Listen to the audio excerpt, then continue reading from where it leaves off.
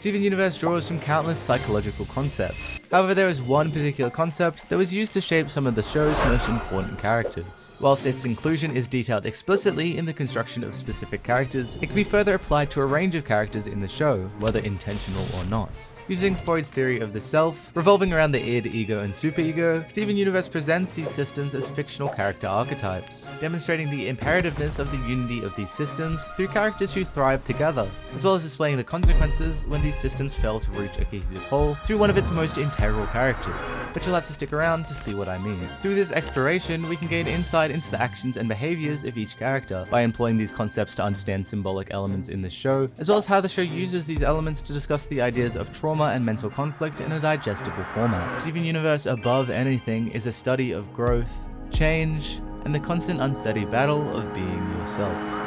But before we discuss the show, we must first understand the lens we are using to analyze it. Like I mentioned prior, there are three systems that make up Freud's structure of the human psyche: the id, the ego, and the superego. The id acts on primal urges and desires. It lacks a sense of morality and acts on fulfilling raw instinctual needs. The superego, on the other hand, is in complete contrast, operating on a heightened morality and a hunger for perfection, derived from a desire to follow societal rules and moral standards. The ego is in the midst of all this, and aims to find a resolution that works for both, a mediator between desire and perfection that helps us steer to a more pragmatic or realistic outcome. Although the ego likes pleasure, similarly to the id, it is much more concerned with devising a rational strategy to obtain it. However, please note that these concepts are explicitly used symbolically, applied to analytically inform our understanding of fictitious characters, rather than to diagnose them. I am not a psychologist. Despite some of Freud's theories being questionable at best, using these concepts in a fictional setting can still be informative in providing valuable insight into the character dynamics in the show, especially when its application appears intentional from the writers. These systems heavily mirror character dynamics and archetypes on the show, and while there is many we could discuss first, let's start with the most intended example.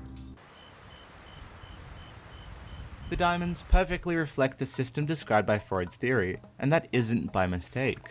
This dynamic is discussed at length in the Steven Universe art book End of an Era, as being a core part of their representation in the show. Whilst not spoken outwardly in the show, there is physical symbolism of these concepts, with the diamond ship representing a whole body, as well as each gem's position in that hierarchy.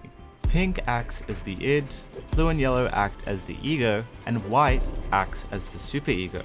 Pink is pure want and desire. We see this in episodes like Jungle Moon, where her infectious needs are represented through a dream sequence, painting her like a child hassling her mother. The id is commonly compared to infants and children who lack the social understanding of what's right and wrong, and act on utter instinct. And with Pink being in a lower position amongst her contemporaries, this makes sense. In this episode, we also see Yellow act as a mediator. Although she entertains Pink's antics, she reprimands her for her behavior when it's out of line. In their role as the ego, both Blue and Yellow must work with Pink to give realistic solutions to her perceived outlandish ideas. Take the human zoo as an example. Originally starting as a plea by Pink to preserve life on Earth, the ego twists this desire into one that is far more practical within the social values of Homeworld. Pink can't give up her colony, so the ego must find a compromise.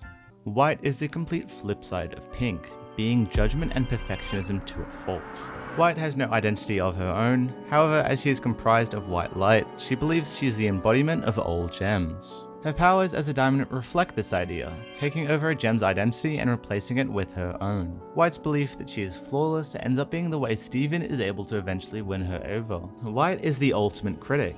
However, she never levies that critique on her own actions. Her identity is so fragile that she can only judge. If she were to act, or feel, or want, she would open herself up to her own criticism. When Steven proves undoubtedly that White is wrong about his identity, she crumbles, forcing a devastating mirror back at her own identity. White is so utterly fragile that when you're able to prove to her that she's wrong, she's completely shattered. Her image of perfectionism is washed away at the slight suggestion she is capable of making mistakes. When this happens, her cheeks glow pink. This symbolizes a crack in her perfectionism, and the choice of the color pink makes perfect sense. White Diamond spells it out herself. She is every color of the light, but pink is the color she represses. This reflects Pink's wants and desires being suppressed under White's regime. And circling back to the concept of the superego, repression repression is a key part of this system. For unwanted desires or impulses from the id, the superego as a defense mechanism will deploy repression. Repression helps to provide a buffer against extreme stress, helping to avoid unacceptable impulses or memories. However, in the long term, this can be extremely damaging, as although immediate anxiety might be avoided, the internal conflict remains unresolved.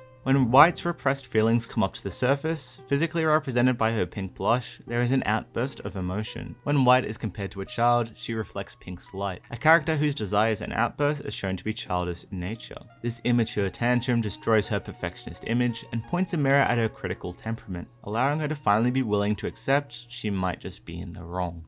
The diamonds reflect a fractured human psyche, with each character symbolized by a system explored in Freud's theory of the self. Although this symbolism is an intentional representation of this idea as discussed in the End of an Era art book, I believe the ideas presented can also be applicable to other characters in the show, namely another group of characters that act as one unit, the crystal gems. The crystal gems, similar to the diamonds, each mirror one system as described in Freud's theory. Amethyst represents the id, pearl, the superego, and garnet, the ego. Amethyst's messy and reckless nature closely connects the impulsive desires of the id. Amethyst, being the youngest of the crystal gems, is framed as carefree and slobbish, often clashing with the other gems due to her lack of planning or foresight. In Reformed, for example, her frantic behavior impacts the team when she is poofed and quickly reforms without concern for the outcome, showing her disregard for consequences and a penchant for quick satisfaction. Amethyst, unlike other gems, participates heavily in human culture, particularly eating and sleeping, two things that are wholly unnecessary for other gems. Alongside this, she participates in activities like wrestling, encompassing her desire to be more powerful, a desire that manifests later in the series due to her fear that she's the weakest link in the crystal gems. In doing so, she displays an innate desire, uncommon and unneeded by her contemporaries and pursued purely for pleasure and instinctual satisfaction. The way she interacts with gem culture also exemplifies her connection to the id. By contrasting her with Pearl, who is highly perfectionistic, we are able to reveal her unconventional and hedonistic nature. Unlike Pearl, who swears off shapeshifting, Amethyst's form is constantly malleable towards whatever she thinks will be the most fun, being impractical to the strict conventions of Homeworld that Pearl experienced, showing Amethyst's preference towards creativity rather than function or practicality. When Pearl and Amethyst fuse Opal, we also see their different approaches expressed through their dances. Whilst Pearl displays a choreographed grace, Amethyst is far more free-form and raunchier, reflecting the libido-driven impulses characteristic of Freud's id. With Amethyst being born alone on Earth, we can understand how these desires manifested through her upbringing and distance to broader gem kind, as well as with her being the youngest, mirroring Freud's view that the id dominates the early years of one's life. She would have likely picked up human conventions and only have known about gem culture through what other gems had expressed. Although not strictly fitting the practical necessities of a gem within the guise of Homeworld, Amethyst is overtly expressive and resistant to control and repression, highlighting her sense of individuality. Although Amethyst may not be the most pragmatic gem, reflecting a desire for pleasure and fun, her emotional honesty leads her to a place of self-acceptance and maturity, while still allowing herself freedom towards her own self-expression. Pearl, on the flip side, is in complete contrast to Amethyst, representing the traits of the superego. Pearl is highly perfectionistic, almost to a fault, shaped highly by moral and social values. In the episode Mirror Gem, she impales one of Steven's toys due to its placement ruining the symmetry of a pile, and in a single pale rose, we see that a gem contains files meticulously sorted and catalogued. As stated prior, Pearl almost completely revokes any human culture. In the episode Last One Out of Beach City, we see Pearl wear a jacket as well as drink apple juice in an attempt to appear cool to Amethyst, showing an exception to the norm and highlighting how awkward and unfamiliar she is with indulgence, and her rigid standards towards desire and impulse. Pearl, although grown from her past on Homeworld, still seems to hold much of their moral and cultural standards. After Pink Diamond damaged her first Pearl, our Pearl was made to contain Pink's more harmful desires, mirroring the real-world role of the superego, containing the demands of the id through moral influence of the ego. Fragments of this moral rigidity can be seen in Alone Together, where Pearl describes the fusion of Stivoni as inappropriate, insisting they unfuse immediately. On Homeworld, cross-gem fusion was forbidden, likely manifesting in Pearl's uncomfortability towards a half-human fusion, reflecting her deeply internalized moral conditioning. Combined with Homeworld's oppressive standards, the relationship between Rose and Greg and their attempted fusion dance may also have been a compounding factor that influenced her response, especially considering Steven holds his mother's gem. Other aspects of Pearl's past manifest in similar ways to this. Although living on Earth, Pearl's unconscious mind contains the moral and societal standards standards of homeworld, informing her processing of what is acceptable and what is taboo. In Freud's theory, he proposed that of a conscious and unconscious mind. The iceberg analogy helps to visualize this idea, with the surface representing the conscious identity, surrounding thoughts, memories, desires, and emotions, and the area below the waterline representing the vast unconsciousness, highly important in shaping our behavior and actions, although we are not deliberately aware of it. The unconscious mind tends to harbor more emotional and traumatic thoughts, leading to the application of a defense mechanism, namely repression. Although this can be helpful in reducing stress, repression can lead to bottling of emotions, all these harmful thoughts resurfacing in indirect ways. Pearl is a clear embodiment of the idea of repression and displays the negative impact it can have on one's psyche. Demonstrated heavily in a single pale rose, Steven is transported through multiple layers of Pearl's pearl, physically interacting with the compartmentalized traumatic thoughts, memories, and emotions laid buried through repression. Pearl's surface pearl is one that meticulously sorts and organizes objects based on their properties. This represents Pearl's idealized sense of self, as well as a nod to her ability to compartmentalize, a psychological defense mechanism to separate positive and unwanted aspects from each other. I'm very good at compartmentalizing everything. That's why I get to be surface, and they have to be put away. Pearl sees herself as analytical, organized, and perfectionistic, reflecting the ego ideal, the part of the superego that reflects an internal standard of perfection. Residing at the surface, this Pearl displays the qualities and ideals that Pearl consciously aligns herself with. As Steven travels deeper, we begin to see more emotionally charged memories, each likely separated due to the sustaining of Pearl's sense of self. By exploring her compartmentalized unconscious, we highlight why Pearl interacts with certain gem culture in the way she does. For example, her rigid stance on shapeshifting is recontextualized, not because she believes it to be unnecessary, but due to trauma surrounding her shapeshifting into Rose. Despite this intense repression, we see Pearl begin to incorporate fragments of these repressed memories into her sense of self. In Snow Day, for example, Pearl shapeshifts for the first time since her shapeshifting into Rose, signifying growth and acceptance of her past. As well as this, we see in the episode Volleyball that Pearl has come to terms with the trauma obtained through Rose and her passing, admitting that although it hurts, she is slowly learning to live with that pain rather than suppress it, breaking past her harsh defense mechanism. Pearl's rigid perfectionism can be traced back to her role in Homeworld, as well as influenced by her undying loyalty to Rose. As she comes to terms with her passing and confronts the repressed parts of her past, Pearl begins to live for herself, embracing aspects of her identity she had once suppressed. Garnet is represented by the ego. As a de facto leader of the Crystal Gems due to her strength, pragmatism, and guidance, she's a luminary in reaching their mission objective. Her role as the leader puts her in charge of mediating the often clashing ideals of Pearl and Amethyst, similar to the concept of the reality principle, where the ego regulates the impulses of the id whilst maintaining the standard of the superego. Garnet's pragmatic nature stems from her future vision, allowing her to see paths towards probable futures where she can steer the team towards. Although Garnet is her own person, we sometimes forget that she is also comprised of two other people, a personification of the relationship between Ruby and Sapphire. Exploring the unity of these characters helps us to understand why Garnet functions the way she does. Just as the diamond ship represents the idea of Freud's theory through her resembling a whole body, Garnet herself represents the unity of these systems. Splitting her into two halves, we see the impulse-driven Ruby as well as the pragmatic Sapphire. Garnet is often composed and even-tempered, but when faced with the problem that Ruby and Sapphire have an emotionally driven opposing response to, she can become undone. Seen heavily in arcs surrounding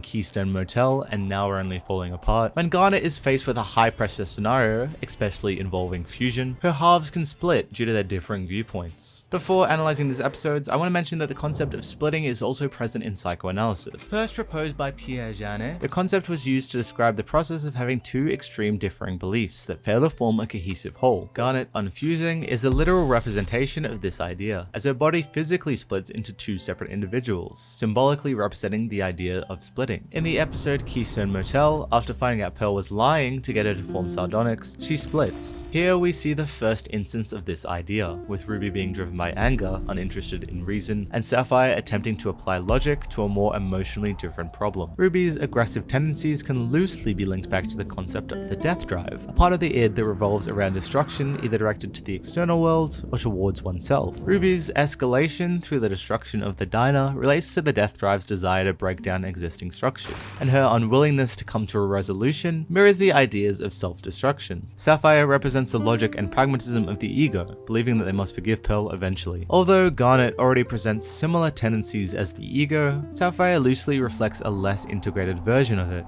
Without the impulsivity of Ruby, Sapphire's future vision appears as one single stream, unwavering and true. However, when integrated with Ruby, that stream begins to branch off into infinite distinct probable universes, applying unpredictability to her visions. Unlike Ruby's disinterest in reason, Sapphire's logic-applied approach is also limiting, closing in on the idea that at some point they must forgive Pearl without considering the feelings of Ruby or the different approaches towards forgiveness. When confronted with the emotional impact their approaches have on Steven, both come to terms with their shortcomings. Ruby is concerned with letting out her emotions, but is unwilling to find a solution, and Sapphire acts as if the final outcome is all that matters, but isn't concerned with their present emotions. When these two opposing ideas are able to finally understand each other, Garnet is formed as an integrated whole, encompassing a broader understanding of both sides. Furthering this is the episode Now We're Only Falling Apart, following the revelation that Rose Quartz was actually Pink Diamond. Sapphire is highly emotional, feeling betrayed as a more rational Ruby attempts to comfort her. Sapphire's path to healing is based in understanding and logic, through learning Rose's intentions and morals. Ruby's path, on the other hand, is in complete contrast to this approach, with her taking on the role of a cowboy pursuing pleasure and fun. This completely random turn of events highlights Ruby's spontaneity and impulsiveness. After running away, Steven and Amethyst find Ruby due to her ordering a pizza, an act I touched on earlier when analyzing Amethyst's tendencies to indulge in human activities, despite not functionally needed. When Ruby begins to question her dependence on others, she discovers a freedom in being alone. Inspired by comic books, she connects with the idea of being a cowboy due to their independence and close proximity to danger. The choice of a cowboy is actually rather fitting through the lens of psychoanalysis, particularly due to its inversion of the analogy of the horse and the rider. The original analogy refers to the guiding of the id by the ego, but here it represents pure impulse, as Amethyst and Ruby both align heavily with the ideals of the id. Through these episodes, we come to understand the importance of an integrated ego, applying both the logical reasoning of Sapphire and the impulsiveness of Ruby.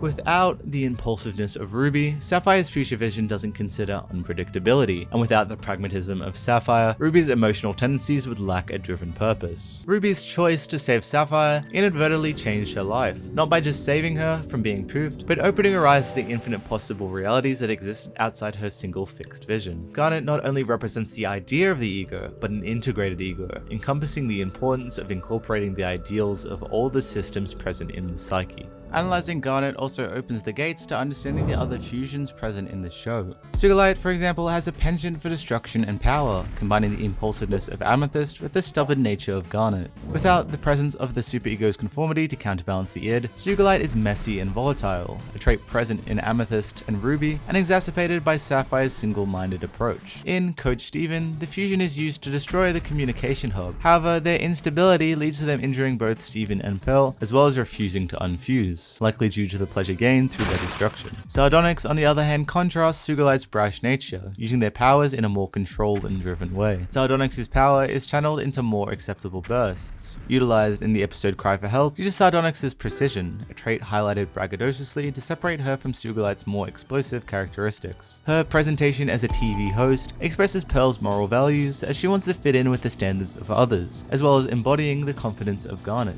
The common thread with Garnet's fusions are power and confidence, most obviously due to fusions being more than the sum of their parts, but also due to how her fusion partners view her. With the fusion reflecting each partner's perception of each other, they can tend to draw out or amplify certain characteristics. Amethyst, believing she's the weakest crystal gem, and her desire for power, can be satiated through Garnet, who she views as a strong and confident leader. Sardonyx brings out Pearl's more charismatic performer side, leading to her fusion being highly showboaty and boastful. Opal is a great example of the balance of the id and the superego. Although Amethyst and Pearl are diametrically opposed, often clashing due to their differing ideals, when fused the two create a fascinating balance. Combining Amethyst's carefree nature and Pearl's single-minded grace, Opal personifies personifies a unity and balance that helps steady out the more neurotic traits of each gem. Although Opal achieves this level of balance, her stability is far thinner, easily unforming due to minor disagreements. Without the presence of an ego to regulate their impulses, Opal is far less coordinated, shown in her forgetful nature. Alexandrite is shown not to have a unified identity, splitting off into the sum of its inhabitants. During fusion cuisine, we see these differing views in real time. Amethyst's desire to eat, lending to her impulsiveness, Pearl refusing, displaying her moral-based viewpoint, and Garnet attempting to mediate these two ideals by reminding them of the reason they're there. These characters highlight how the individual personality traits of each gem are unified through fusion, amplifying certain characteristics as well as quelling others. Whilst I've covered how each of the crystal gems represent traits symptomatic of the ideas presented in Freud's theory of the psyche, with their team forming a cohesive whole, there is one highly important character I've chosen to leave out.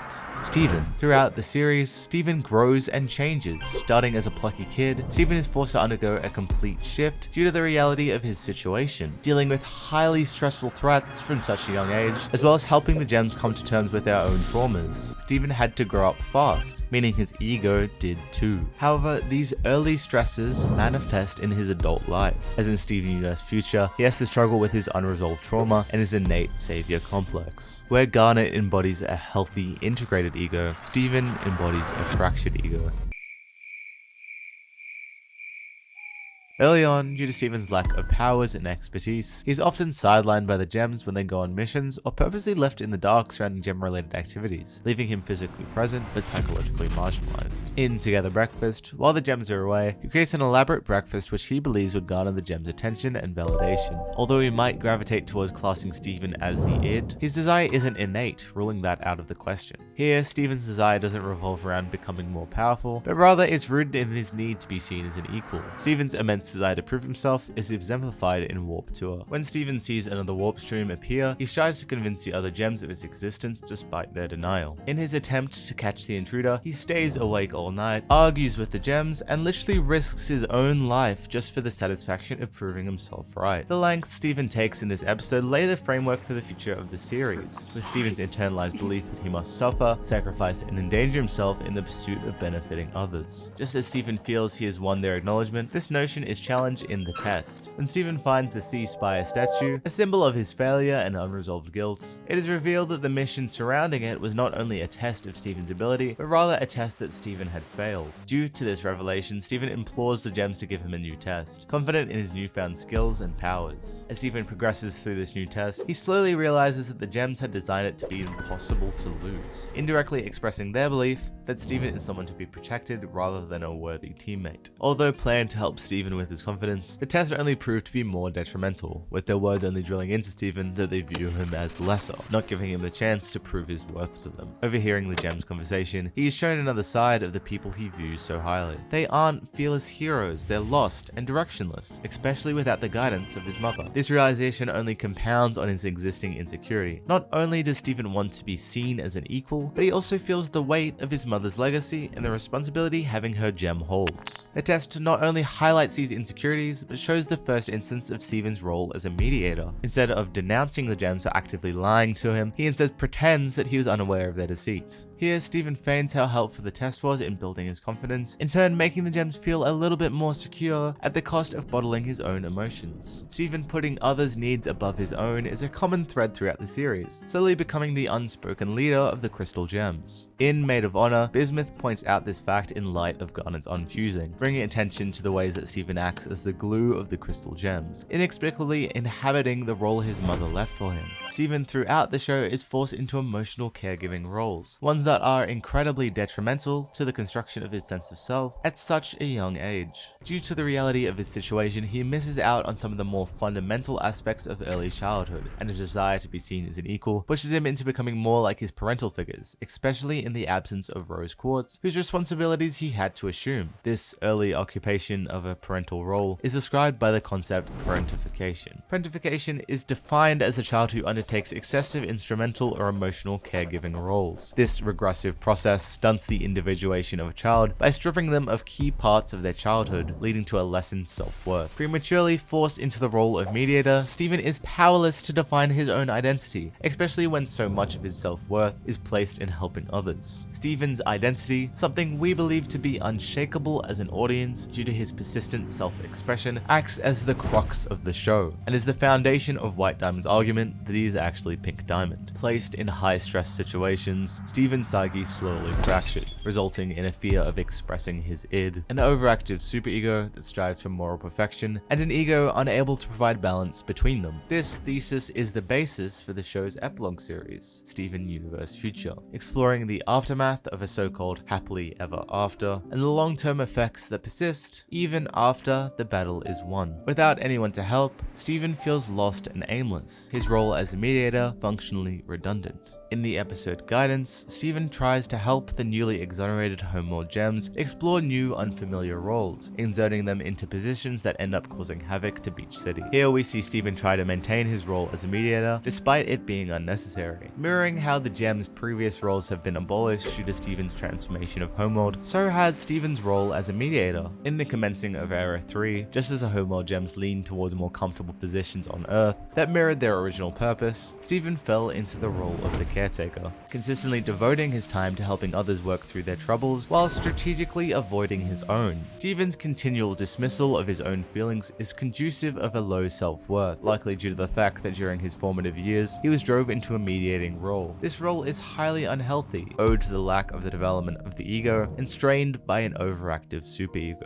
Instead of spending his time developing his own identity, Stephen was attuned to the needs of others, internalizing his own needs as secondary to those around him, and suppressing his id in favor of maintaining group cohesion. This episode continues Stephen's streak of putting others' needs above his own, pushing Gems to explore uncomfortable positions, whilst not levying this idea on his own situation. His behavior reflects a trauma-adapted response, one once necessary, now maladaptive and obsolete. His reality principles adjustment towards high-stress scenarios now finds itself in a world free from it. Unable to reassess, Stephen continues to operate under an outdated psychological framework, applying his prior assessment of sacrifice and mediation to govern his actions. As his ego remains maladaptive, it slowly loses control of the id and the superego, resulting in outbursts of violence and anger, represented by his pink glow, a subtle reference to how White Diamond glows pink, signifying the presence of the id. Stephen's aggressive impulses are highlighted in the episode Fragments, where Stephen confides in Jasper after running away from his problems. Jasper brings out a more violent, impulse-driven Stephen, urging him to use his powers for fighting. Beginning deterred, Stephen slowly comes around to the pleasures of letting out his anger, leading to him overpowering and shattering Jasper. Here, Stephen is overrun by the pleasure principle, a system that represents the instinctive seeking of pleasure and avoidance of pain. Instead of the delayed gratification of talking to the Gems about his problems, Stephen chooses the more immediate response by letting out his anger. The change towards the pleasure principle is also shown in Stephen's shift away from his vegetarian diet, hunting and eating a fish. Whilst unassuming, dieting is an example of the reality principle's delayed gratification. By breaking his diet, Stephen subtly gives into pleasure, breaking the objective of a diet, symbolizing a rejection of restraint and moral regulation. This episode is the beginning of the fragmentation of Stephen's perfectionist identity,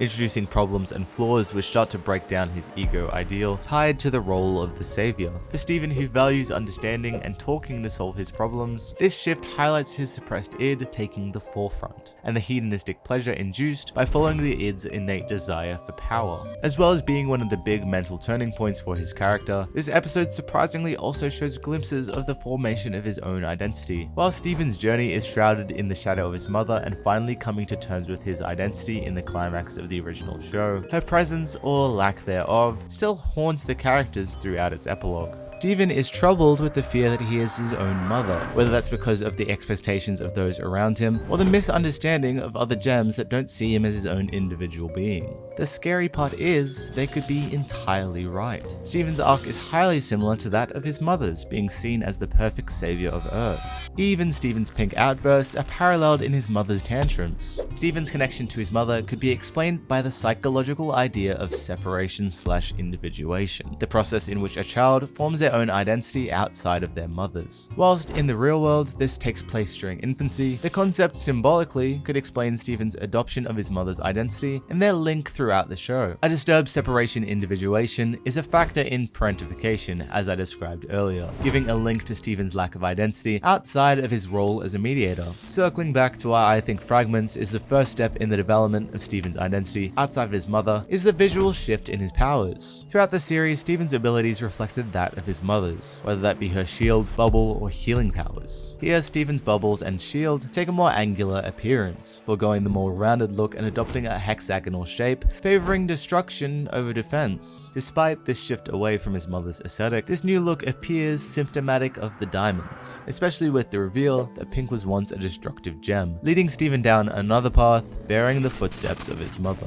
Whilst Fragments explores the suppression of the id, Everything's Fine, in contrast, explores Steven's overactive superego. When Steven slowly adopts the destructive traits of a diamond, he reinforces his previous identity, Steven Universe, the savior of the galaxy, employing the moral ideals of the superego as well as its tendencies to suppress, shielding himself from his mistakes and personifying his past perceived moral perfect self. Just as his younger self struggled to live up to the expectations of his mother, his older self now struggles to live up to the expectations he set for himself. Despite the adoption of this role, Steven can't seem to fill its responsibilities. Similar to Guidance, this episode follows him attempting to help other gems, leading to destructive results. Steven's ego ideal of perfection creates a bubble around him, shielding himself from his flaws. However, this bubble is one that has to pop.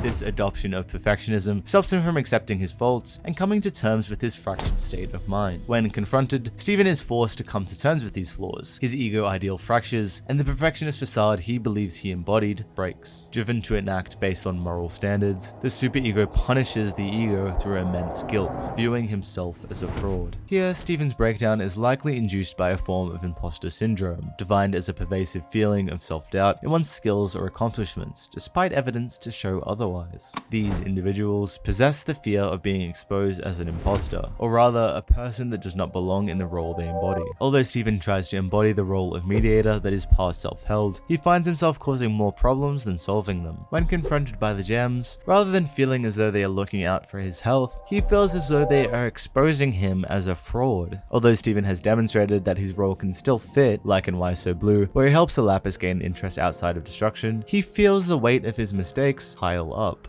Once Steven's guilt catches up to him, and he labels himself as a fraud, his ego is unable to maintain his id and superego, leading to him transforming into a kaiju-like creature, a symbolic erasure of the ego and its role of mediation. This beastly form is a physical representation of how Steven views himself, an animalistic monster driven by pure impulse. This form closely resembles corruption.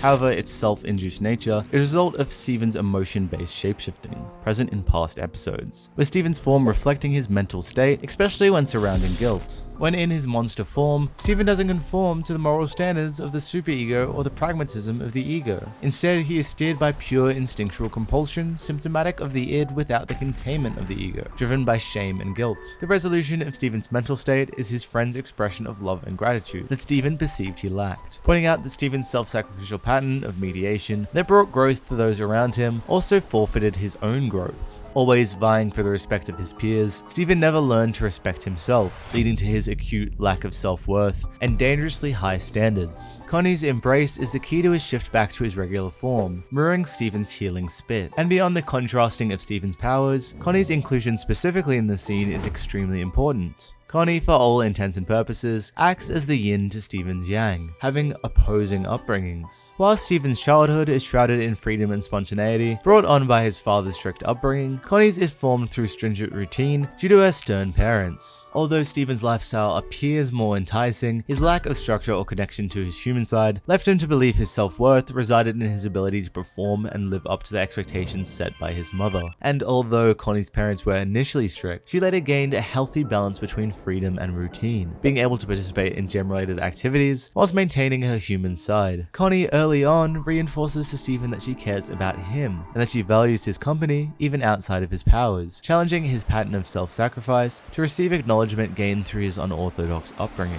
It's clear that Steven views Connie as a source of balance and structure. Highlighted in episodes like Together Forever, Steven laments how assured Connie is while he feels lost and directionless, having the idea to form Stevonnie to give him a sense of purpose. Stevonnie even acts to literally give Steven balance in Bismuth Casual, as his awful roller skating skills, an activity he missed out on due to his gem upbringing, is amended through his fusion with Connie, whose upbringing contained more human leisure. Unlike the gems whose culture placed performance and roles in high regard, Connie provides Steven with recognition and love unconditionally, being a source of affection that isn't attained through his abilities, nor his pattern of learned self-sacrifice. Connie even challenges his pattern of self-sacrifice in Dewey Wins, reprimanding him for giving himself up to Homeworld and emphasizing how their teamwork could have been the solution. Even Steven's phrasing here resembles the rhetoric used in Everything's Fine, subtly diminishing Connie's resigned dismay and using the words saved and fixed to describe his act of perceived I'm here. bravery. We're safe. Everything's fine. It's not, though. Oh, don't worry. I fixed that too. I can fix anything. I can just keep messing up and fixing things forever, and you'll never have to know or think about any of it. Disregarding the mental toll his actions had on his friends. However, Connie doesn't act to be the fix-all to Steven's problems, with the show condemning the idea of their permanent formation of Stevonnie. Rather, her words act as the first step in breaking Steven's reality principle, formed around performance and sacrifice, challenging what he believes is required of him. The final episode of the show hammers this fact in, showing that Steven still needs to put a lot of work in, displaying the steps he's taking in coming to terms with his identity and the reconstruction of his ego to redefine his self-worth outside of his function. Moving away, Steven allows himself the whims of human life to define himself outside of his pre-established role in the Crystal Gems.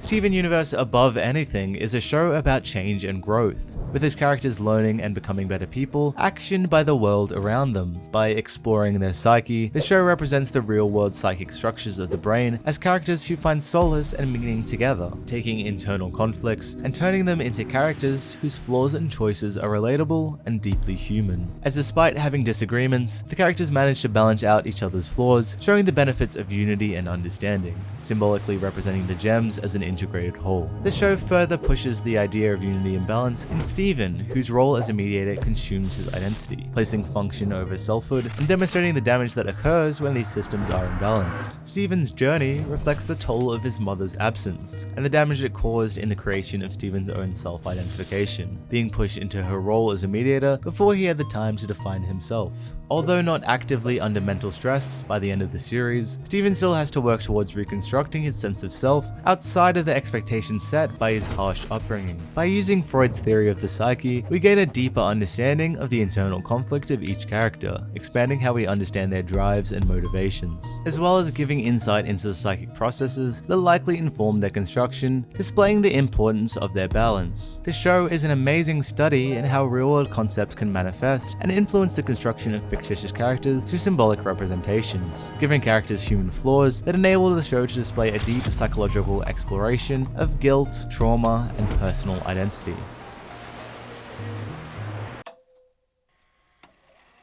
Unfortunately, I am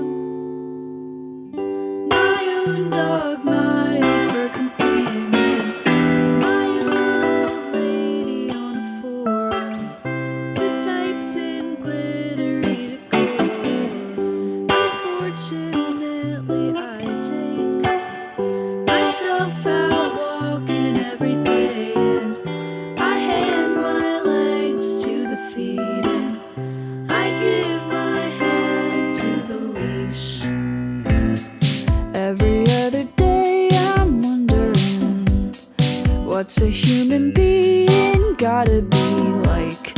What's a way to just be competent? These sweet instincts ruin my life. Every other day I'm wondering, try and define what I'm certain's mad incompetence. These sweet instincts ruin my life. I can't smell well lips all the time. Not K through 8 nor K-9. For human, grossly underqualified. For K9, grossly overqualified. I don't blend in at PetSmart, and that truth remains for the Walmart. 'Cause in either case they say to me, what the fuck is lost in aisle 3? Every other day I'm wondering, what's a human being gotta be like? What's a way to just be competent? These sweet instincts ruin my life. Every other day I'm wondering, was it a mistake to try and define what I'm certain's mad incompetence? These sweet instincts ruin my life. Stephen! Not now! You have no idea how bad I am. You think I'm so great, so mature, and I always know what to do, but that's not true. I haven't learned a thing from my problems. They've all just made me worse. You'd think of me as some angel, but I'm not that kid anymore. I'm a fraud.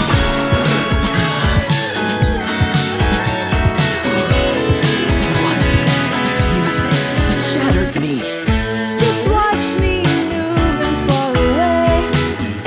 Nobody even knows my name, and no one suspects that I'm not fine, and nobody outs behavioral Frankenstein. Just look at Victor in LA and sit with the Y at U of A, and all the majors at the labels. Reboot as soon as I am able. Every other day I'm wondering, what's a human being gotta be like? What's a way to just be competent? These sweet instincts ruin my life. Every other day I'm wondering, was it a mistake to try and define what I'm certain's mad incompetence? These sweet instincts ruin my life. Da da da da da da da da da da da. These sweet instincts ruin my life. Da da da da da da da da da.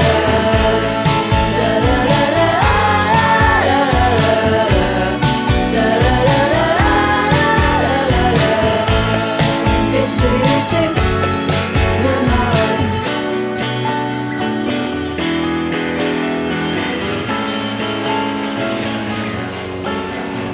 Attention passengers, we've now reached our destination. We hope you enjoyed the flight and have a nice day.